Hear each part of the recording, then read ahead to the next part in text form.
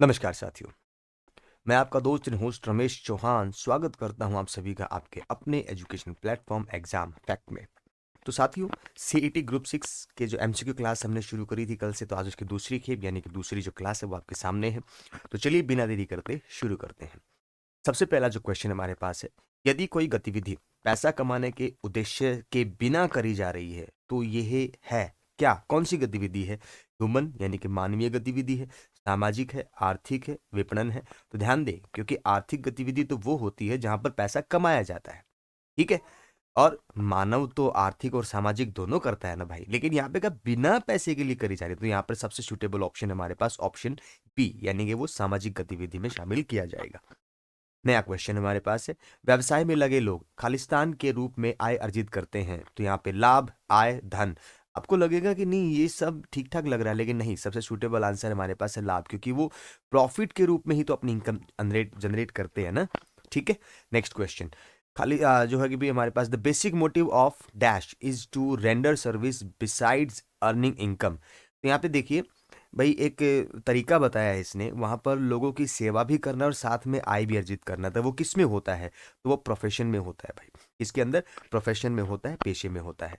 Next, Khalistan उद्योग में वे सभी गतिविधियां शामिल हैं जो प्राकृतिक संसाधनों के निष्कर्षण और उत्पादन तथा जीवित जीवों और पौधों आदि की प्रजनन और विकास से जुड़ी हुई हैं।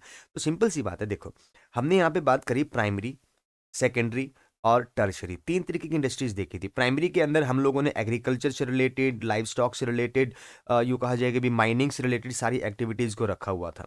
अब यहाँ पे देखिए, प्राकृतिक संसाधनों के निष्कर्षण तो माइनिंग है, फिर और उनका उत्पादन वो भी हमारे पास है माइनिंग में।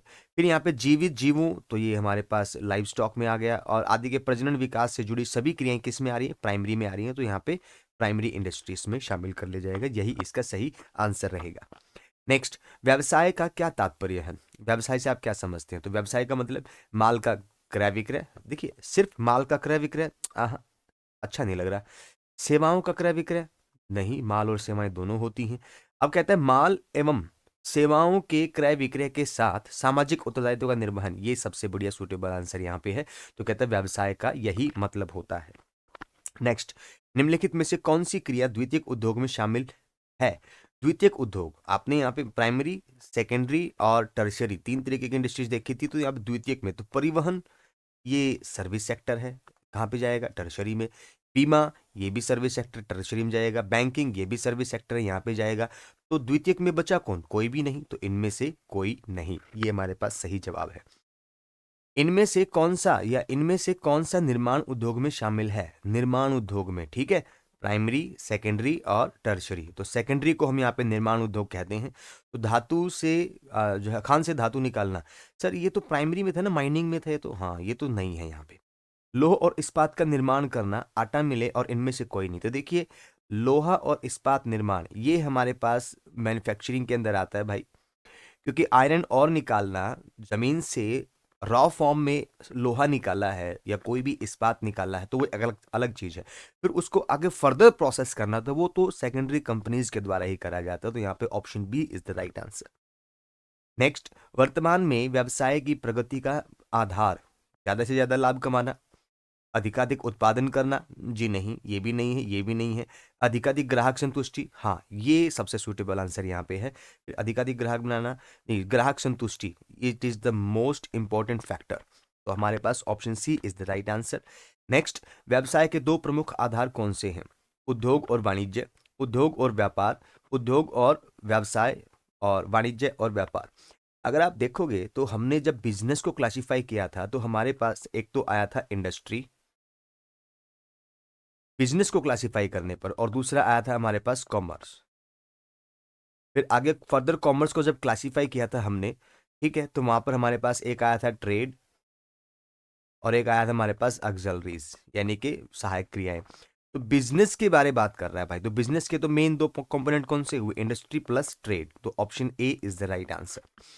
नेक्स्ट क्वेश्चन, निम्न में से निष्कर्षण उद्योग कौन सा है? निष्कर्षण का मतलब एनालिटिकल जो हमारे पास इंडस्ट्री है। सीधा सीधा आप यहाँ पे देख सकते हो भाई, निष्कर्षण भाई कुछ निकालना, जमीन में से कुछ निकालना, या नेचर नेचर से कुछ प्राप्त करना।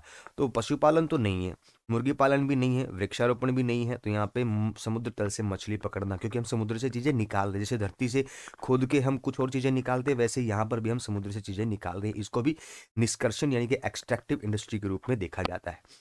निम्न में से विश्लेषणात्मक उद्योग कौन सा है? ठीक है, विश्लेषणात्मक की बात कर रहा है, एनालिटिकल की बात कर रहा है, तो यहाँ पर देखिए कौन सा है, चूना उद्योग ना, ये तो निष्कर्षण है भाई। फिर कोयला, ये भी निष्कर्षण है, मतलब जमीन से माइनिंग है, ये माइनिंग वाला, ये भी माइनिंग वाला है भाई। ठीक है, और टेलीविजन उद्योग ये सेकेंडरी में असेंबलिंग इंडस्ट्री होगा। तेल शोधन, ये हमारे पास सही आंसर है, रिफाइनरीज। ठीक है, इससे पहली वाली क्लास में भी इसके रिगार्डिंग क्वेश्चन हमको देखने को मिला था।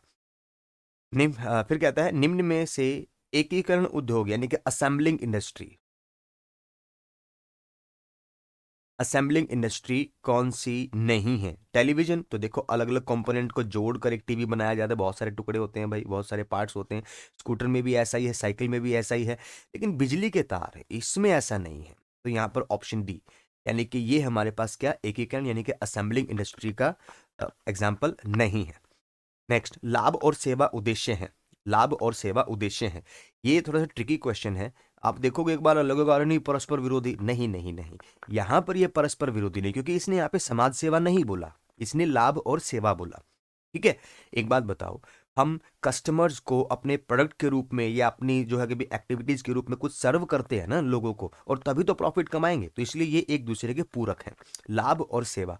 अगर यहाँ पे समाज सेवा बोला जाता है ना, तब जवाब बदल जाता। ठीक है, तब हमारे पास जवाब बदल जाता। नेक्स्ट, आर्थिक लक्ष्य और समाज, ये देखो वही क्वेश्चन आ गया लेकिन उल्टा है। आर्थिक लक्ष्य और सामाजिक दायित्व होते हैं पूरक एक दूसरे के? जी नहीं।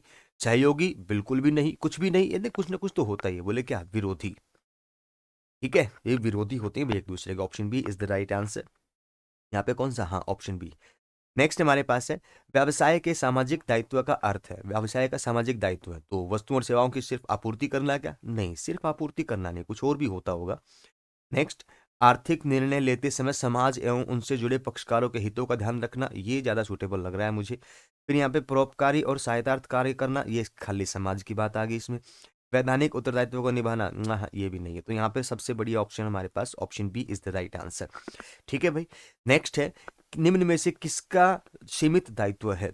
सीमित दायित्व, ठीक है, तो यहाँ पे नाबालिग पार्टनर, इसका तो होता ही है। लिमिटेड कंपनी का अंशधारी, इसका भी होता है। एकल व्यापारी, यहाँ पे तो असीमित दायित्व होता है सर, तो यानी कि ये भी है और ये भी है। Option D is the right answer, A और ब, यानी कि ए और बी दोनों के दोनों। नेक्स्ट, विज्ञापन खालिस्तान की बाधा को दूर करता है, कौन सी बाधा को दूर करता है विज्ञापन? जानकारी की बाधा को दूर करता है, इंफॉर्मेशन प्रोवाइड करता है लोगों को। ठीक है भाई, तो option A is the right answer. Next, एकल स्वामित्व से आप क्या समझते हैं, आपका क्या आशय है? ठीक है, आशय, आशय, क्या आशय है? तो एक व्यक्ति द्वारा निर्णय लेना, एक व्यक्ति द्वारा लाभ कमाना, ठीक है, एक व्यक्ति द्वारा आर्थिक क्रियाओं का संचालन करना, और एक व्यक्ति द्वारा आर्थिक क्रियाओं का प्रबंधन, संचालन, नियंत्रण एवं लाभ हानि का दायित्व, ये option D is the right answer. ये हमारे पास एकल स्वामित्व की सारी खूबियों को बखान करता है यहाँ पर। नेक्स्ट, नेक्स्ट क्वेश्चन, व्यावसायिक संगठन का प्राचीनतम स्वरूप, तो सीधा सा बिना बेधड़क एकल व्यापारी। ठीक है, एकल व्यापार सबसे प्राचीनतम स्वरूप है भाई बिजनेस ऑर्गेनाइजेशन का। एकल व्यापारियों का दायित्व होता है असीमित, हमेशा असीमित। नेक्स्ट, एकल स्वामित्व उपयोगी है बड़ी पूंजी वाले उद्योगों के लिए? बिल्कुल भी नहीं। बड़े प्रबंधन के लिए? बिल्कुल भी नहीं। संयुक्त पूंजी वाली कंपनी? बिल्कुल भी नहीं। छोटे व्यवसाय? जी हाँ, ये यहाँ पे सही आंसर है। छोटे व्यवसाय जो है वो एकल स्वामित्व का उपयोग कर सकते हैं, उनके लिए यूजफुल है। नेक्स्ट क्वेश्चन, सरकारी नियमन से कौन सा संगठन मुक्त है, यानी कि किसके ऊपर सरकारी नियम लागू नहीं होते? तो पार्टनरशिप उस पे तो होते हैं भाई, संयुक्त पूंजी वाली कंपनी उस पे होते हैं भाई, कंपनी संगठन उस पे भी होते हैं, इस पे नहीं होते, तो option C is the right answer.